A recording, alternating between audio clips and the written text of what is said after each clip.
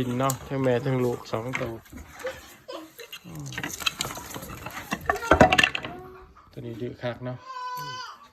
มันกินยังไงอันนี้นี่กินมักแดงแล้วมักแดงจะชี้คายตัวหน่อยนี่เท่าไรนี่ตัวหน่อยนี่จะชี้คายเท่าไรคอยเลี้ยงนะไม่คอยขาย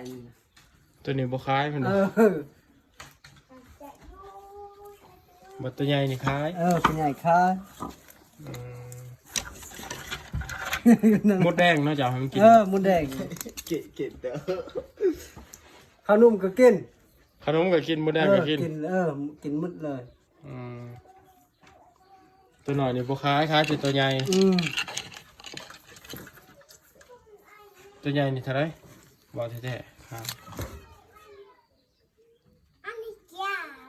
6 ล้านขายละจักโลเลยอันนี้6 ล้าน7 ล้าน8 โล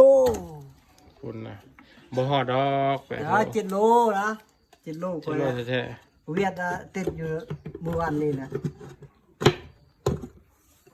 แต่ว่าตัวใหญ่นี่7 โลเพิ่นว่าอยากขายโลเท่าไรล้าน1โลด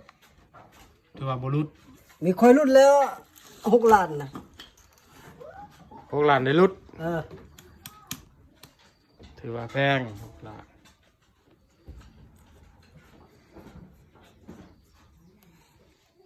เก็ตมันมองมาได้เนาะ